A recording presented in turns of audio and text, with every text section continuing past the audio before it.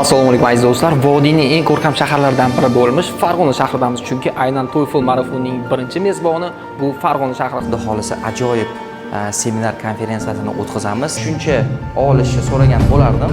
ETS o'zi nima, qanaqa tashkilot, sizlarni to'g'ri assess qilish uchun mo'ljallangan. Hozirgi paytda Toshkentda test markazimiz mavjud. Birinchi Farg'onadan boshladik. TOEFL bu paytda 3 soatlik bo'lardi. Hozir formati o'zgargani uchun IELTSdan ham qisqa vaqt ichida TOEFL imtihon topshirish mumkin. Shu narsa TOEFLlar aytib